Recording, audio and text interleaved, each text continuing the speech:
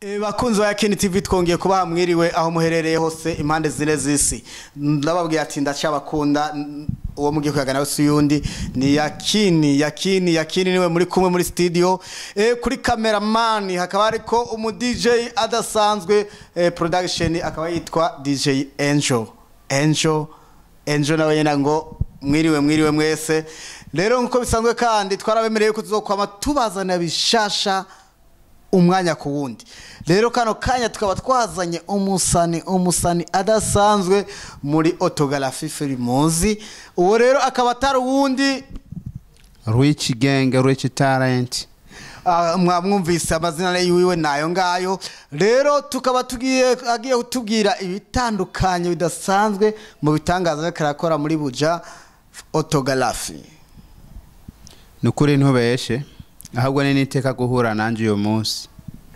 Nagira ndababwire mufisonde subscribe, like, share na comment bakunzi ba Yakini TV mwese aho muherereye. Rero ukaba rero nko kwanka gufisonda like na share uburi umwimanyi kubera ko ugombye kwisangiza ibiganiro byacu wenyene. Udasonze subscribe naho ucuvyuma nawe tuzogishira ko uzokiwe na 75 abandi bakibonye twigishira ko atanisa yaciye. Rero Richi, yes, kubatakuzi ndagomba widondore neza uzifafanue kwa Giswahili nasema kuzifafanua. Nataka kuzifafanue sasa. Muncha make jende nga nk'umukinyi w'amafilme kandi adasanzwe. Kuko abandi barakina amafilme kora bayigishijwe bivanye naho baba baja kuyigishwa naho bayakinira. Ariko je ndafite impamya bushobozi. Icambere ifise team yanje yitwa Nkebura Mugenzi. Nkagira na page gatwe ka Rich Talent. Yitwa Rich Talent nyene. Bivuze ngo je ndafite impamya bushobozi. Naremeye gufata urugendo kugira ngo nze kuvyiga. Abandi muri kaminuza biga ibindi bisata, ariko je nizi gisata cha filme. Ndifuza reko hari abeshi mwasanze bakena amafilme boza nkabigisha nkabaye impamya bushobozi bakabona ubutandukanye bw'ivyo bazi n'ivyonzi. Yego Rich Talent, ndumva imbere yuko dushika yuko dukenera abo mwokwigisha, none wewe nka wewe ubwawe giti ciwawe niyihe film maze gukora yanditse amateka kugira ngo ube wogera ku rugezo rwo kwigisha abandi? Kuko kwigisha abandi umuntu yigisha icazi nawe nyene atahura neza. Ubisanze ngaho ntama yankuru y'umwana isubira inyuma. Yego hari filme yitwa Kitumva. N'umwana umwe yari yarasabye abavyeyi biyo ko bamutwara ku ishuri rizimbye kuko aho yiga ngo ntiyamenya. Kumbe kutamenya kwiwe bwari ubugaba. Bivuze ngo abavyeyi baremeye barita ku rutare bemera kugurisha inzu baba mwemera kugurisha n'ivyo bari batunze mu nzu. Uwo mwana bamutwara kwiga ku ishuri rizimbye. Bamaze kumutwara nuko proclamation y'umwaka wa nyuma irahera. Niko murankurikira. Imaze guhera wa mwana atahana amanota ya rose y'umwimbu. Abavyeyi bamaze kura amanota ya rose basanze amwe yahorana nko kuri ryashuri ryari rizimbutse. Iyo yari meshi gusumba yo yaratanye uwo munsi. Rero abavyeyi bafise abana nkabo nibaza ko bahatoreye icigwa. Iri mu video za mezashoye kumpesha agaciro ubaho nca hose wari wose arambaza ati bijya vyumviro byavuye hehe. Nkababwiye ati ifise impamya bushobozi yavyo nibike muri ivyo ndiko ndagaragaza. Hari umunsi munzobona ibitangaza. Ego Rich Talent, iyo ndirimbo nako iyo filme wakoze iri ku rubuga ruhe? Kuko watubwiye ko ufise imbwa zibiri. Ndagomba ubwire abantu aho bashakura iyo filme. Filme iri kuri Rich Talent no kuri Nkebura Mugenzi. Yose niherereza ko ndahereza abana banje nanje nkihereza. Nibaga no kubwira ko ndi president w'iyo club ya Nkebura Mugenzi. Rich Talent none gatwe ka Rich. None Rich, ni kuberiki uri president w'iyo club hanyuma ukaba wimvire ucugira n'imbuga zibiri? Iyo club kandi ari yawe nayo. So iyo ugo rubuga gwamyeho kuva nkiri muto kuko bunda kuzurabana kameme n'ubwanwa abana ko n'umuntu w'umugabo. Rero club nayo ya Nkebura Mugenzi niyo na Crey. Ariko navese mama babiri twayifashanije. Hari mama yitwa Rehosiya batazira mama Nadi. hakaba no mama umwe ari muri Kenya yitwa Mama Kenny batazira yitwa Ciza Denise. Abo bantu batatu nibo abo bantu babiri cyo kimwe nanje nibo twataye ukreye yo club yitwa Nkebura Mugenzi. None iyo club iri urumva ni nka association kubera ko urumva si yiwawe ukiti ciwawe misanye n'abandi niyo mpamvu bacivuga ati reka nkore nanje urundi urubuga rw'iwanje. Bucana yandi mutama bucana yandi yumvise bucana yandi rumurundo cyabumva ikirundi. Bakunzi wa Yakini TV ndabitse mufyonde subscribe like share na comment. Muravyumva yuko impamvu yakoze imbuga zibiri muraca muvyumva namwe mbwire gito cyanje gito cyuwundi cyumvireho.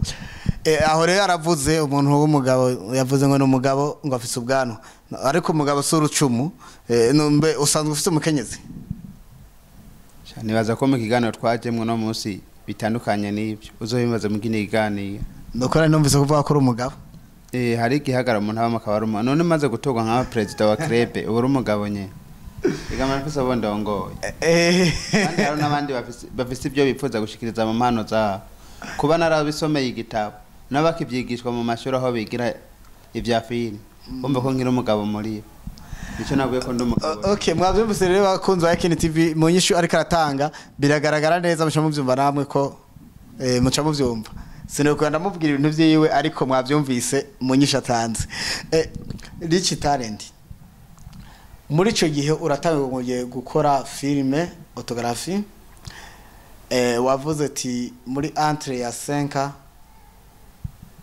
na une année ha byose bisa nuko biba bingana ti ariko kimwe ti ni wasaza niho uzomya ko ugeze ku musozo wa filmuzi.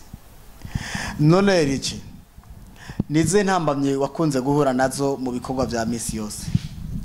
Rimwe na rimwe nta kintu kitagorana nubwo nta kwidondoye neza jewe mu ntango natangiye ndi muririmbyi ariko ndatesta ndaraba nararirimba neza nkagira amayide meza ariko nza gusanga burya kuririmba kugira ngo uzogeraho wigeze bifata umwanya muremure cyane. Bivuze ngo hajya umukinyi wa comedy iyashizemo agatege aratera imbere cyane gusumbya umuririmbyi kandi umuririmbyi ari washiramo umutaho udasanzwe. Nisanze rero navuye mu muziki nza kwisanga nagiye muri filme cyane baza ngo muri filme biroroshe mugafashijwe na cya gitabo canje nakubwira ati impamya bushobozi nahawe kwera vya filme ivyambangamira byose nagerageza kubigwanaho kugira ngo nishikana ngomba kwishikana.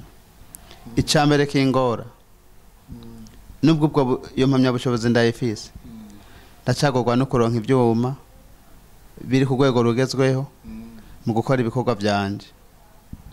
Ndacagorwa no kuronka babakinyi bahuye na bwa bumenye nanje fise kumbura nabo fise barashoboye mugaro nivo ndiko ndipfuza bataragerako ariko sindacika intege.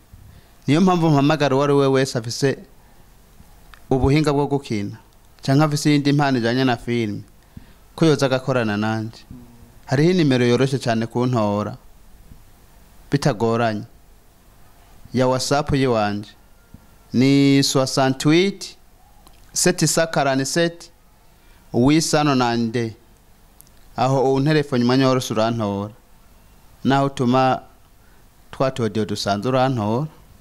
Rich ndumva mu ntambamye uri kuravuga uri kuvuga yuko intambamye za mbere ari abakinyi bashoboye turi kumwe yego ariko nawe nkumva uri umutica ushaka kwigisha abandi none uracakene abashoboye kandi warose abadashobogira ubigishe nabo bashoboye gushika kuri kwa rugezo bifuza.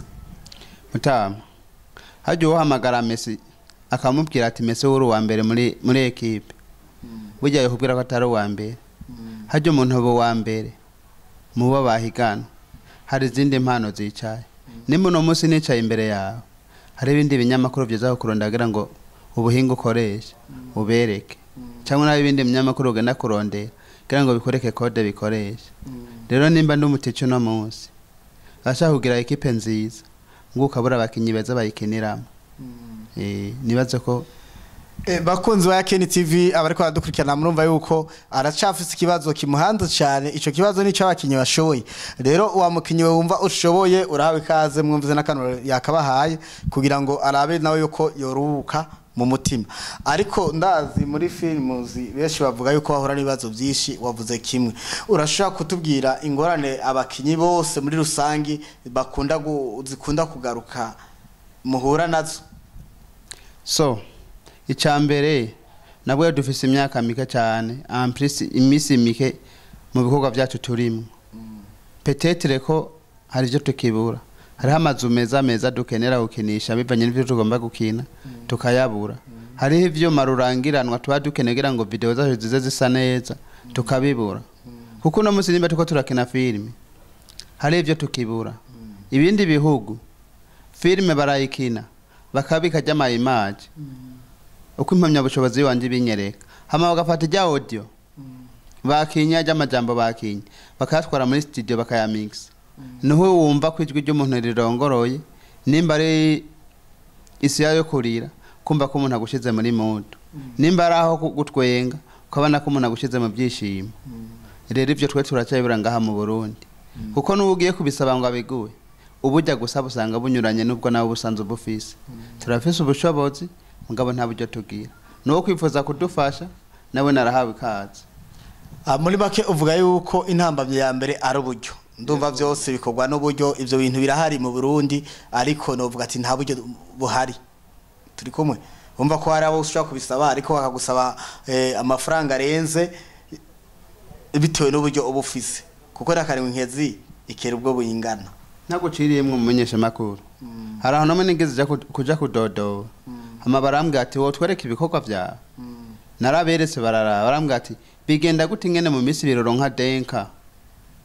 Mugabo gasanga ntabwo buryo ntabwo iri kuraronka. Aba bantu baguhize views kwereka batoguterero gakora ibindi birushirije hibi gusumba.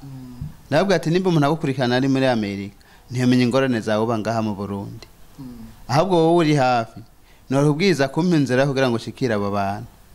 Bivuze ngo na wowe hirya ukumva turagutumiye mu gihugu kanaka tuko turakora. Nimba ufise aho gatima gushaka guterera ntuzocika intege kuza. Yego. Muravyumva abakozi ba Yakini TV muhawe ikaze mwese. None mukorera he? Kuri Sokartie ngahe Bujumbura muri commune Muha muri zone Musaga. Aho bita kuri Sokartie kuri 18 Kinanirade. Yego. Niho mwaba mukora ibikorwa vya misi yose. Samedi mu gatondo, dimanche après-midi. Yego. Ni ryari mukora tournage, ni ryari kandi mukora repetition? Ni repetition samedi ni saa 2 za gatondo gushika saa 4.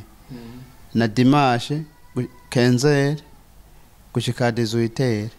Hama tournage tuzikora rimwe mu mezi abiri. Bakunzi ba Yakini TV muravyumva yuko abavyifuza mwese yababwiye ngo umuntu wese yumva afise impano uyu numuticha arashobora kuforma n'impano zikiri hasi. None utegura iki kugira ngo abantu bakiri hasi kugira ubashoboze bitewe n'impamya bushobozi ufise, uri kutegura iki? Icambere turi mu kugira cyo bita amahiganwa.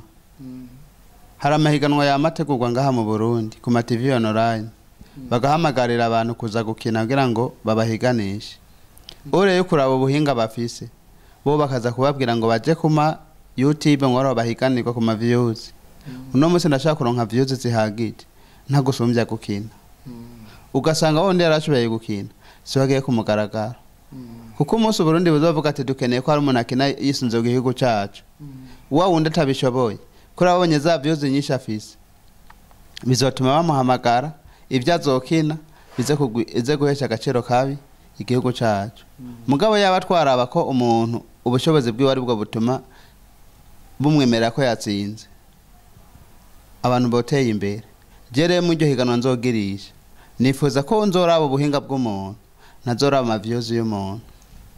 Ko mutwe umwe wifasha gusarota igira inama woba office abandi abantu babahinga wateguye bazotanga amanota, kuko kawaida nshaka gutegura ihiganwa wongera utanga amanota. Nkuko babivuze umuntu yifasha gusaba umuntu yifasha gusara ntiyifasha gusaba. ndafise abandi twiganye muri ico gisata hari abatari ngaha mu Burundi n'abari ngaha mu Burundi sinobagira Publicite ko ntibantumye yego ariko nabo barumva umugambi wawe yuko bazoza gushigikira muri ico gihe mu gutanga amanota vuba tuko turabitegurana nabo hari umunsi tuzogaruka mu ganiro ngahe wanyu tuzananye nabo mu bitegura yuko muzobikora mu kingana gute nibaza ko ari hafi cyane yego uyu mwaka muzobikora ahubwo nko mu mezi nk'abiri bizoba byamaze gukorwa kandi bizobihiganwa ry'agakura kuko tuzotumira amakaritiye yose akukira komine muwa reka twizere yuko muri ico gihe muzoza mukabimenyesha ibimenyesha amakuru bitandukanye kugira ngo ntihagire usigwa kuko abanyempano ni beshi ariko aba bankadra rero murahawe ikaze mwebwe mwese mushaka kwiga ivya filimuzi aha turi kumwe n'umuhinga karuhariwe abifitiye impamya bushobozi akina ku rwego mpuzamakungu muravyumva namwe murabe kaze rero muri beshi kumufata mugongo no kugira ngo abaho ubumenyi iyo tuvuze ku majambo gusumenga nta gaciro bigira je no gukinisha ngaha nyene nawe karyoherwa sindi umukinyi ariko no kutwenza sinkunda gutwenga reka ndakugerageza umugabo umwe yagiye inama na mugenzi we babwirana ikibazo cy'ubukene bari bafise hama umugabo mbwiye ati naho mbona umengura Kenya hari umuntu yanyemereye amafaranga timuga amafaranga bisaba ko tuzonuka isaha sizeri tukagenda kuyakorera hama amahera barayatoye 500 umwe atwara desase nkani mi uwundi desase nkani mi hama wa mugabo yatanga ya mahera arabyukira aho bari bavuganye bazohurira abona saa 3 zirageze abwiza kugenda saa 1 aravuga ati reka nze kuraba wa mugabo twasangira ya mahera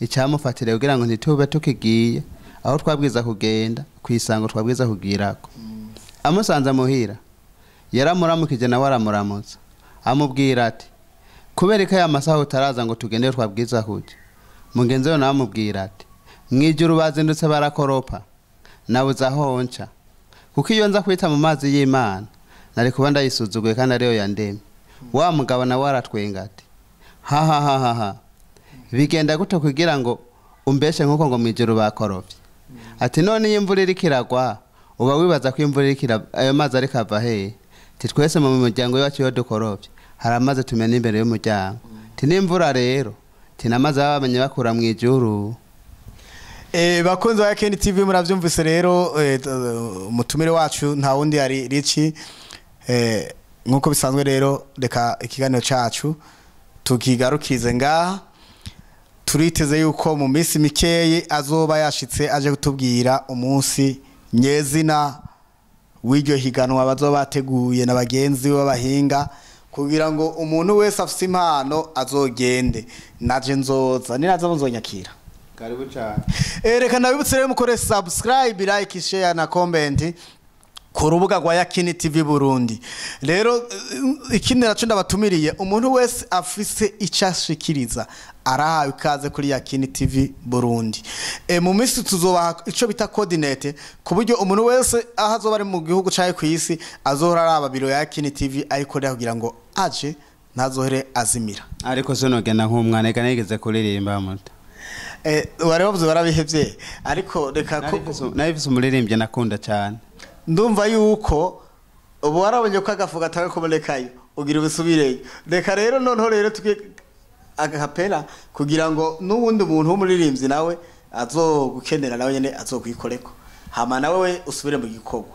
nta muntu atumwuga nabifise umuntu nakunda yarimba karimbo katumye umushero wanje dukundana kavuga gati ngo mubwira tebuka tabarote naza zahetere mu bitaro ngo nanana ngo yagwaye uwo bakundana ngo bagwaye ndege tabara umwana tatugwa mu ntoke karagaciye ndashaka kiwawe ngo ko buca nuko bwira ngoma nkwiyumvira umutima wanje ugumukunyishuza ndetse abombaza bose bamenyisha imwe ngo ntibazahuri birambabaza hello hello mbese uri he hello ndakubone hello umutima hero urakumbaza hero nkabure cyo hero ndawishora hero mbese uri he hello ho ishoboye rich genga rich man. Murabyumvise yuko utaye umwuga abataye akaranga. Rero mwabyumvise yuko nawe agarutse mu muziki yari yagiye ngo kubera nta gafu kaboneka ariko no musa gafu gataka kuboneka yagarutse. Rero karibu mu muziki ndundi nizera yuko urumva nawe uri kutegura kandi akantu kuko bundi imbwa ntibiga yarara ibikeneye kuri gwira. Nawe ntiwibagiye umuziki wari wabonye umwenga ntaco uri kwagushika nako ucura kwepa gatoya. Ariko ababandanije abana bageze kure kandi nawe yibandanya bugeze kure mwa kino gihe. Nanje narakomeye muri film. Warakomeye. Imana ishimwe yaramaze gukomera. Hama rero turabashimiye cyane bose ariko baradukurikirana. Ndakwibutsa usonde subscribe, like, share na comment.